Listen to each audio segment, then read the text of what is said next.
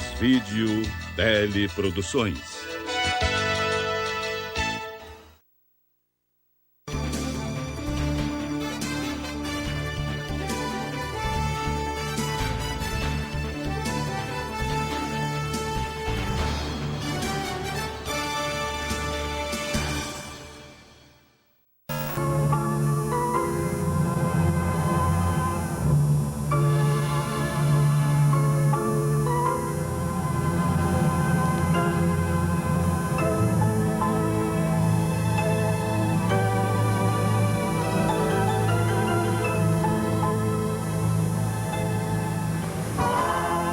Cultivar os legados de nossos antepassados é dar mostras de participação ativa no presente e de confiança ilimitada no futuro.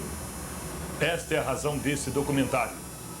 E para que possamos manter vivas as lições do passado, entrevistamos algumas pessoas que nos ajudarão a reviver partes importantes de nossa história.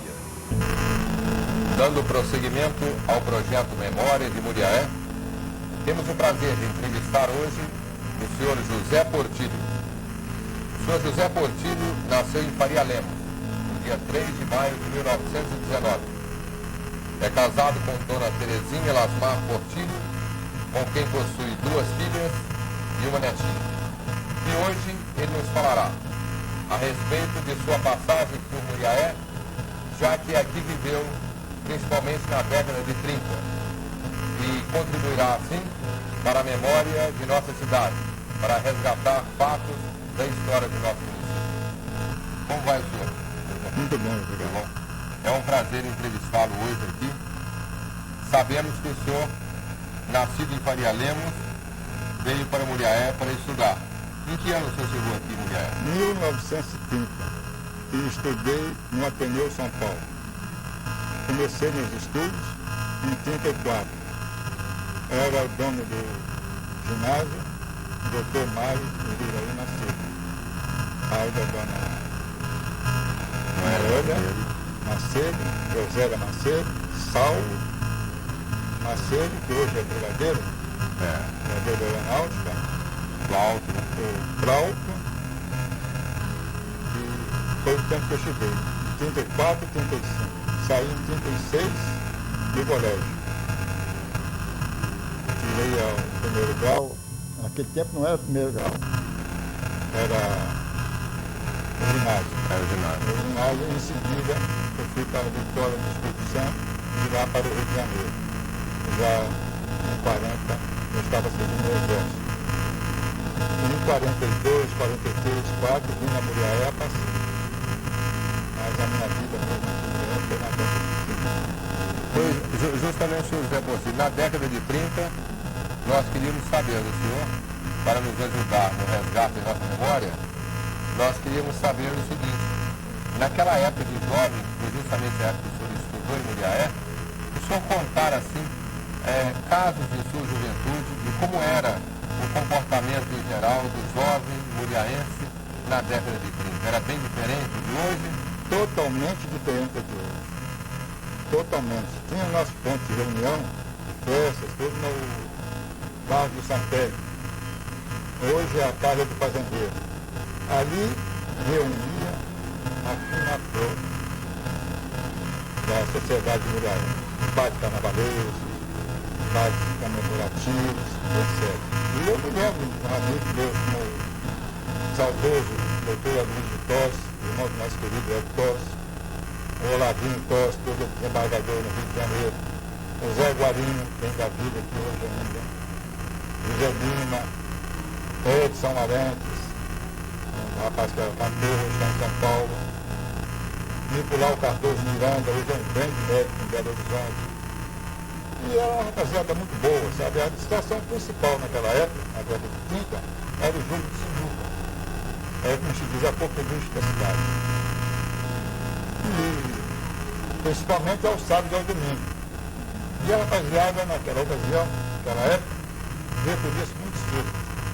Às 9 horas, o seu pai não viu ninguém na rua.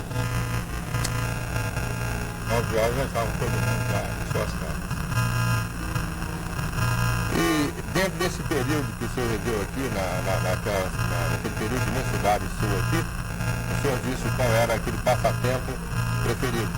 Mas existia também as travessuras da época. Você tem alguma travessura para você contar daquela sua época? Tem muitas. Uma delas foi no Colégio das Irmãs. Eu conto para muitas pessoas, muitos amigos meus. No Ateneu São Paulo, os alunos tinham sua entrada para lá no colégio ao meio-dia em ponto. E as irmãs do Colégio Santa Marcelina começavam o recreio das moças justamente nessa hora, no meio-dia, para evitar o encontro dos alunos que iam junto ao muro para conversar com as moças. Então, uma vez eu tive uma ideia para conversar com as meninas. O único recurso era adiantar o relógio da matriz. Isso ficou famoso na época que a polícia até andou atrás da gente. Eu, com um parente meu, primo, André Portillo, o irmão do meu cunhado, Felipe Chiquinho Portillo, fomos à torre da igreja. E lá, subindo lá no relógio, onde dentro lá do relógio tem um reloginho pequeno de ferro. E esse relógio é que controlava os 4 ponteiros gigantes que tinha na matriz. E ali, quando chegou 11h45, nós adiantamos 15 minutos do relógio. Quando o relógio chegou de meio-dia, até levamos um susto tremendo, desceu uma corrente com uma certa velocidade, subiu outra, deu um estampido por cima. Nós ficamos quase caindo na torre. Neste inteirinho, as irmãs soltaram as meninas. E os estudantes estavam atendiam o colégio. Era o meio-dia, era a entrada do colégio, e ao meio-dia as meninas entravam para o recreio. Mas, em seguida, nós descemos da torre correndo para essa sacristia. E nós tínhamos 15 minutos a nosso favor para entrar para o colégio sem qualquer problema, né? Embora os outros já estivessem entrando, mas se baseando no relógio da matriz. E da sacristia começamos a conversar com as moças. E elas disseram assim: nosso recreio hoje foi muito cedo. Vocês arrumaram alguma coisa. Nesse período chegou o padre. Eu esqueci o nome do padre. Não sei se era o padre Antônio, esqueci o nome do padre. E nós saímos disparados. O padre comunicou a polícia. O delegado era o Dr. Rubens. No momento me padre todo o nome do Dr. Rubens. Então o Dr. Rubens mandou que a polícia nos procurasse. Acabou. A polícia chegou em casa e tal, me chamou para comparecer na delegacia. Ele nos tratou com muita delicadeza, com muita grandeza e pediu que a gente cometesse mais. Não só tinha nós, não, tinha também mais também o filho do Dr. Olavo Torres, que era o Aloysio. Mas na verdade o Aloysio não estava. Nós botamos o nome do Aloysio, que era um rapaz muito querido na cidade, muito respeitado, tanto ele quanto o Dr. Olavo Torres, o Olavinho, querido Olavinho. Já o Ed nem tanto, o Ed já era mais brincalhão, mais gozador, não era como os irmãos. E aí ficamos um castigo, a repreensão do Dr. Rubens. Mas valeu a pena. Valeu a pena. E uma das moças, que Deus já tem no meu lugar, a Ruth do carro, me fez uma carta pedindo que evitasse tentar pular o muro, ou conversar com elas no muro, que as irmãs estavam dispostas a cortar o recreio delas definitivamente. Aí, essa é uma das passagens que sobre esse período. Embora tenha muitas outras que a gente não pode contar por aqui. E sobre as atividades esportivas da cidade, Muriaé já foi famosa por o seu futebol. Na década de 30, o futebol aqui era quente. Realmente era um espetáculo de futebol. Tinham 2 times, Nacional e Paulistano. Eu morava na divisa da Barra, na armação, na divisa da Barra, né? Acho que me parece que ali é a divisa. Eu torcia pelo Nacional. Você queria torcer meio tempo para um e meio tempo para outro? Podia ser meio tempo para um para outro, né? Mas o Nacional é um time famoso e segurava o Nacional e patrocinava o Nacional, aguentava com o Nacional, era o saudoso e querido Dr. Clóvis Aquino. Ele é que mandava no Nacional, gastava muito dinheiro no Nacional e o Nacional tinha um time famoso. Inclusive tem aí hoje um jogador, o seu expoente, o Mário Venâncio, que foi um jogador cobiçado por clube do Rio de Janeiro na época. O Nacional tinha um time famoso como o goleiro de Maranguara, o Totó. É o Totó, Dorival e o Wilson. Quebra, Moraes e Pergentino. Dite, Lodô, Mário, Baião e Bajara. A maior parte já apareceu. O time devia ser muito bom, se eu recordar a escalação dele até hoje, que ficou gravado na memória. Gravou na memória. Sempre sabe que os times famosos ficam gravados na memória até sempre, né? E tinha um jogador que hoje em dia, se ele fizesse aquilo, seria até ridículo. Mas na época, todo mundo batia palma. O jogador chamava-se Quebra. Era o Alf Beto direito. Ele tinha mania de a torcida começava a gritar para ele sentar na bola. Então, o que ele fazia? Quando pegava a bola, ele se escapulia assim, para a lateral do campo e sentava na bola. E ficava, às vezes, 10 segundos sentado na bola sem que ninguém o tocasse. E a torcida delirava, ele achava aquilo uma coisa, mas o Jorge batia palmas, tirava o chapéu, achava aquilo uma coisa espetacular. Mas hoje, só vê como está o futebol hoje, se ele sentar numa bola hoje, ele joga ele com bola e tudo, está fora do campo. Porque a marcação e briga naquela época existia? Porque me falavam muito que havia muita briga entre a torcida paulistana e o Nacional. Não havia xingamento, mas briga mesmo assim, de agressões, dificilmente. O futebol jogava mais pela camisa. Mais pela camisa, com mais amor, né? Jogadores famosos, como esse Mário Venâncio. Esse Mário Venâncio é um cara espetacular, cansou de ser convidado para jogar no Vasco da Gama, está aí hoje ainda vivo, pode perguntar. É um sujeito com uma educação finíssima e um grande jogador de futebol, Mário Venâncio. Tem também o Guardiano, que era o goleiro. Parece que é vivo também, está no tempo. O Guardiano está vivo. Mas o titular mesmo do Nacional é o Totó, o rapaz, que está agora. Mais tarde foi jogar no Bandido. O senhor José Portillo, agora o senhor falou ainda há pouco sobre o bar do Santelli, que vocês brincavam, passavam o tempo lá nos bares, nas festas, né? Sim. Mas tem também, na memória da cidade aí, muita gente fala, que ali também era um centro de jogos de Muriaé, que o pôquer ali era fortíssimo. Quem eram os jogadores de pôquer em Muriaé naquela época? Bom, ali jogava mesmo pessoas, talvez citar nomes, não sei se pode repercutir bem citar nomes dos jogadores, mas eu sei que o Arnaldo Pelé jogava. E a fina flor da cidade também jogava. Médico, advogado, a cidade jogava, naquela época, né? Médico e advogado. E eu prefiro o Fernando Moura também, que é muito amigo do Arnaldo Pelé, que jogava também. Os outros eu preferia não citar, porque as pessoas sabem que negócio de jogo. Embora tenha sido um modismo naquela época. Era. Mas é gente da alta sociedade que jogava. Sendo que numa das noites, o seu Arnaldo Pelé jogou, dizem que ele jogou com um revólver armado, porque ele sempre andava armado, bem à vista. E numa dessas noites ele ganhou 300 pontos de reais, que era uma fortuna na época. Comprou automóvel do filho, da filha e tudo mais. E existia pouquíssimos automóveis na cidade. E ele sempre desfilava com o carro aberto na cidade. O Arnaldo Bereco. O senhor falou o senhor está falando do Arnaldo Bereco. Arnaldo Bereco teve presente na memória de nossa cidade, nós sabemos através dos jornais até do Rio de Janeiro. E Arnaldo Bereco, João Pinto escreveram páginas na nossa cidade através do que eles chamavam e chamam ainda hoje das páginas de violência de nossa cidade, eram considerados homens violentos. O senhor conheceu os dois pessoalmente, João Pinto e Arnaldo Bereco? Eu conheci muito o Arnaldo Bereco. O João Pinto eu não tive contato com ele, mas sabia da fama dele. O Arnaldo Bereco eu frequentava a casa dele, inclusive fui namorado de sua filha, Valilca, que é uma das moças mais bonitas da cidade. Moça linda mesmo. E houve uma passagem com ele muito de triste memória. Foi em 37, quando 5 rapazes de Miraí vieram passar o carnaval em Muriaé, sendo acho que 2 médicos e 2 advogados. Um promotor, é o doutor Olavo Freitas. Eles, passando o carnaval na segunda-feira, na noite de carnaval de segunda-feira, no salão, a filha do Arnaldo passou dançando com o rapaz.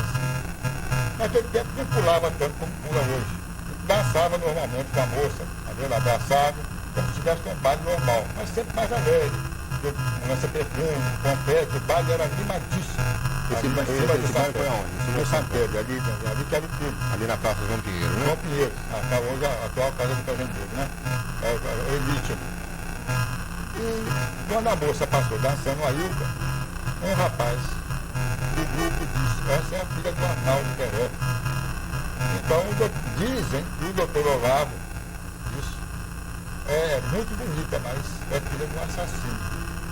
Então o Fernando Moura, que era jogador também de pouco profissional, e gostava da Ilka, mas o Arnaldo não queria de jeito nenhum namoro dele com a Ilka, porque ele era muito mais velho que ela. Ele era amigo dele da Panga, mas não queria o namoro. Correu e falou com o Arnaldo, lá no fundo do salão: olha, rapaz ali diz que a sua filha é muito bonita, mas que é uma pena que é filha de assassino. Então o Arnaldo falou: deixa acabar o baile e depois nós vamos conversar com ele. Aí, às 4h30, desceu para o baile de São Pedro, porque o baile era em cima, no salão de cima, onde é que foi a Rádio Mulher. Às 4h30, para tomar o champanhe lá também. Aí desceu. O que causou estranheza foi o modo que estavam vestidos os formantes lá de Miraí. Estavam com terno de casimiro e gravata. Casimiro na época era a roupa da moda. E eles vieram passar o carnaval, roupa de casimiro, com gravata e tudo mais.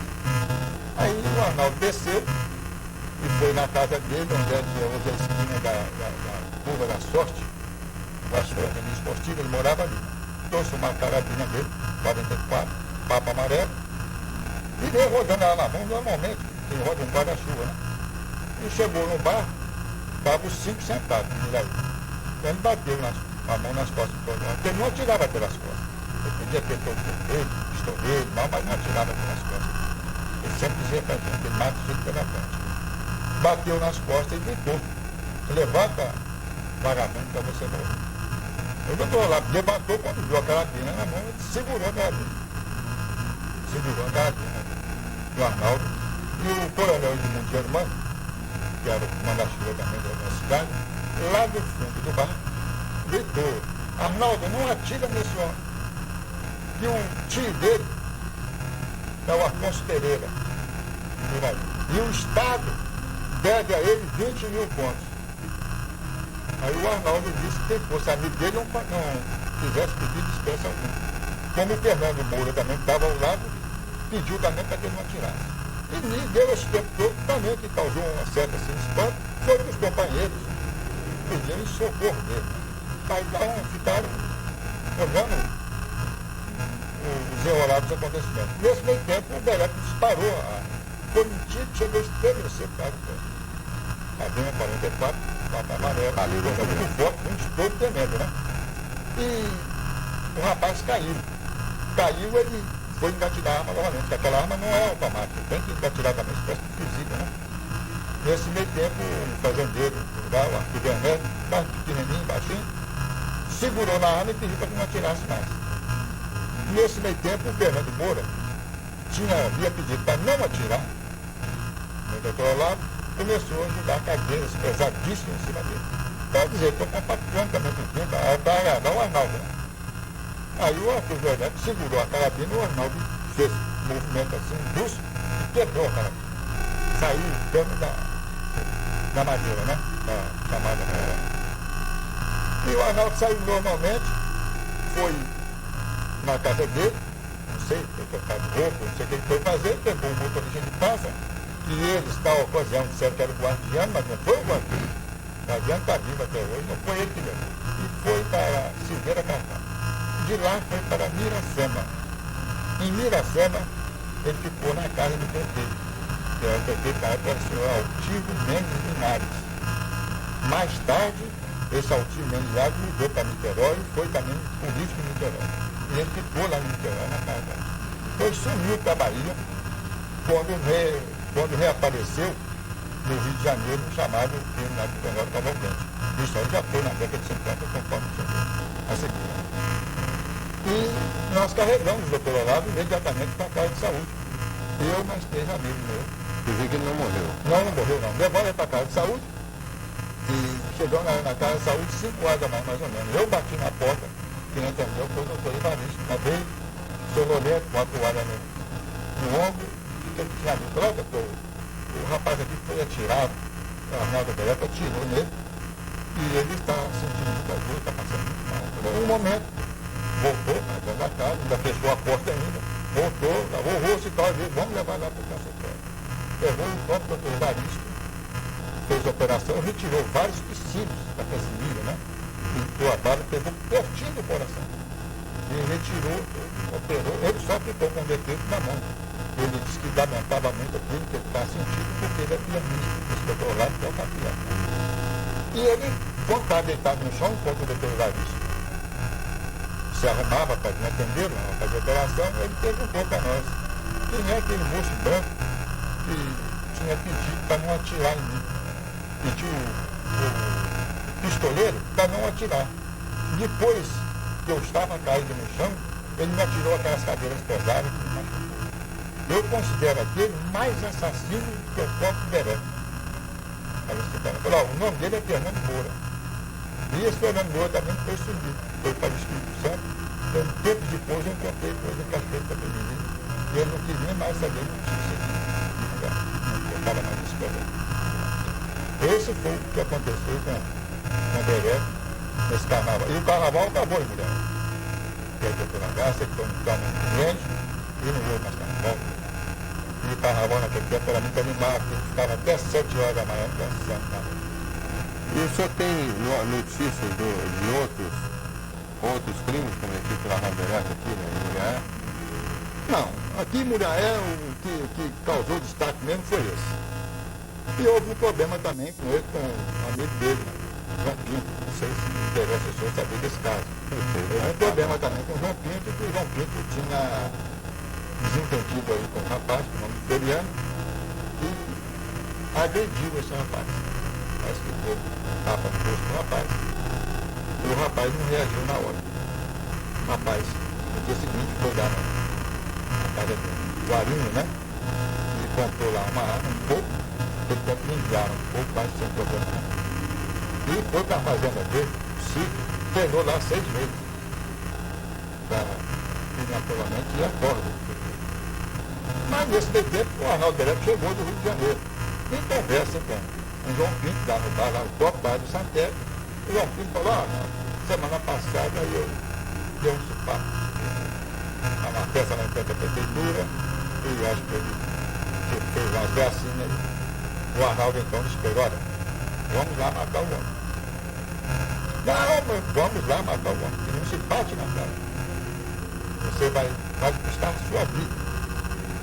Ele então insistiu com o Arnaldo, que não havia problema. E tempos depois, no mesmo local, junto lá à Casa de Saúde, no lado do Colégio das Irmãs, né, o Floriano veio armado e ficou na minha esquina, escondido na parede, esperando que ele passasse. Então o João Pinto veio descendo. A pneu da prefeitura, mas a queima-roupa descarregou vocês. João Pinto, e saiu normalmente. Não morreu, não morreu nada. Depois eu não sei, caso que mostrou a polícia, caso dele, é expedido lá. Agora, o Arnaldo Bereto, o senhor tem mais conhecimento da vida dele?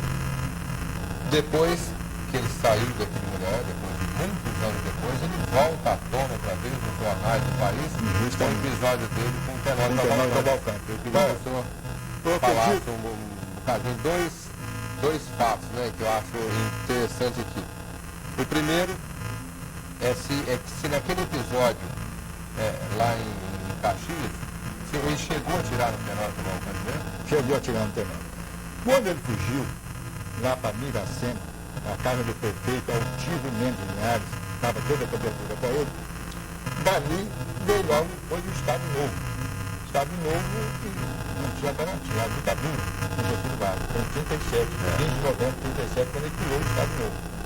Quer dizer que o cidadão não tinha garantia, podia ser preso e levar acabado, não tinha, parece que advogado que soltasse. Ele então fugiu para a Bahia. Porque o próprio coronel Edmundo Germano disse que não podia fazer mais nada. O Getúlio Vargas, que era o ditador, mas aquele cara era diferente. Ele fugiu para a Bahia e consta, toda a cidade comentou na época, que ele mandou um atestado de óbito aqui para Muriaé, dizendo, evidentemente, o atestado de óbito não estava morto. Então, ninguém tinha mais, sabia mais de Arnaldo Béreco.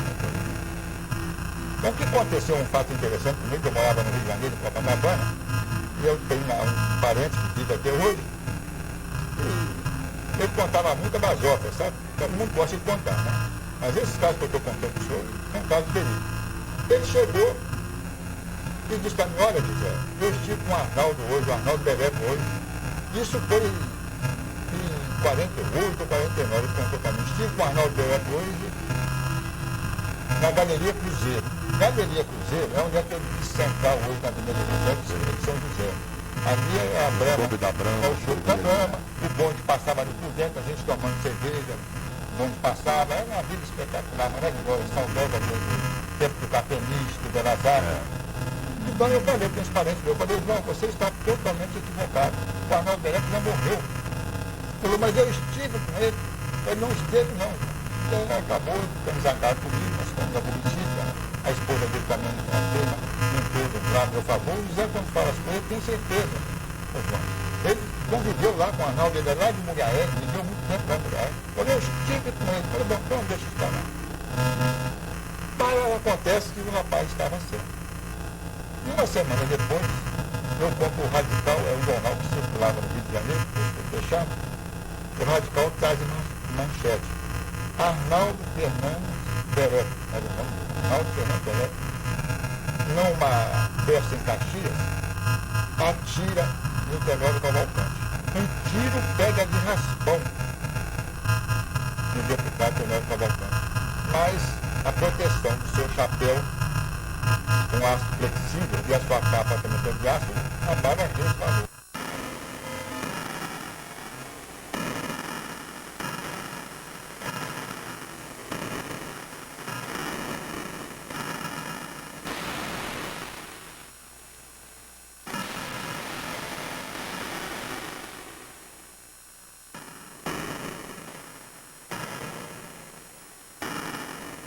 José Portilho, como morreu definitivamente Arnaldo Béreco? É interessante salientar que o Béreco era um exímio atirador. Dificilmente ele errava o alvo. Acontece que o alvo estava bastante protegido. Ele não errou o alvo. O tiro pegou, conforme eu disse anteriormente, o tiro pegou, mas pegou de raspão. E devido ao seu aço flexível, a bala resvalou. O problema foi o seguinte. Depois da tentativa na festa da Associação Comercial em Caxias, evidentemente o Tenório Cavalcante iria jurar que ele estava na marca para morrer. Mas o Béreco não acreditava, não tinha medo. Então, numa das noites, acho que umas 15 dias após essa tentativa dele na Associação Comercial, estava o Béreco e o delegado, que me pararam, estava em frente ao cinema. E o Béreco parece que estava um pouquinho alegre, ou melhor, alcoolizado, pouco alcoolizado. Nesse meio tempo passa um carro preto, um carro meio suspeito. Isso foi o que preocupou toda a imprensa do Rio de Janeiro. Que eu li. Passou o carro, o delegado falou, ó, Béreco, vamos sair daqui. Isso aí é gente do Tenório para nos matar. O Béreco, não, eles não são de nada. Eles não são de nada. Esses matar, eles matam que tem que ser homem para matar pela frente. Aí o carro passou pela segunda vez. Parou e tal, e o carro saiu novamente. Na terceira vez é que veio a descarga do metralhador.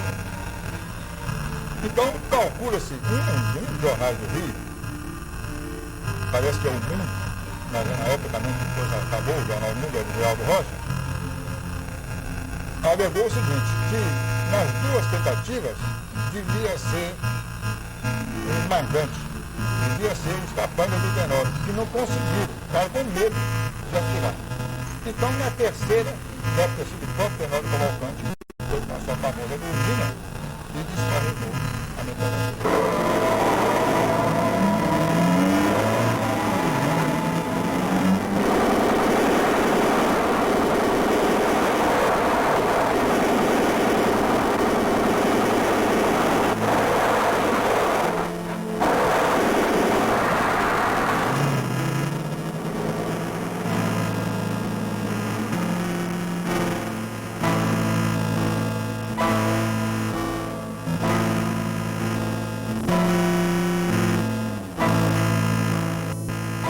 Como o senhor bem descreveu, o senhor José Portilho, o Arnaldo Beneco morre com a rajada de metralhadora. E é interessante lembrar que certa vez, na Praça João Pinheiro, ele reuniu várias pessoas e pediu que um de nós atirasse um níquel de R$400 para o ar. Níquel grande, R$400 era o maior níquel. Jogava para cima e ele atirava.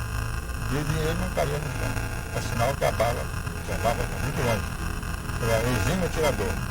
E acabar dessa roda no jardim, né, nós entramos para um bar. Um bar que hoje é o São Cristóvão.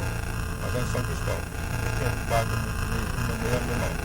Então sentou eu, o saudoso Manuel Costa, filho do nosso querido doutor Olavo Costa, também falecido há muito tempo. E o Manuel sentou de um lado e eu do outro. E o Arnaldo ia sentar de costas para a rua. Mas então ele pediu ao Manuel que trocasse de lugar com ele. Manuel, só por quê? Não, eu não sento de costas para a rua. Mas você está com medo de alguém te matar? Eu falei, não, eu só poderei morrer algum dia com a rajada de metralhadora. Ele foi justamente para isso. Mas ele tinha um lado bom dele também, não é só negócio de tudo, não. Ele adorava criança, gostava de criança. Certa vez, quando ele foi preso, foi para Leopoldina, cidade próxima aqui de Mulaé, ele trabalhava de sapateiro. Ele comprava muitas coisas para as crianças que passavam, tinha lado positivo também. Todos nós temos as duas partes na nossa vida, né? E ainda também um outro pedacinho para finalizar a entrevista, né? No Rio de Janeiro, quando ele houve esse problema com ele, que o Tenório matou, apareceu os jornais dizendo que o Berequim ia vingar a morte. Apareceu até o retrato do seu filho Berequim, mas durou só uma semana no noticiário, o Berequim sumiu, e o Tenório está vivo até hoje, ele tem 80 e tantos anos. Da outra dia tendo uma entrevista com ele. Nós agradecemos, Sr. José Portilho, essa oportunidade da entrevista, que contribuiu bastante para a memória de nossa cidade, de nosso município.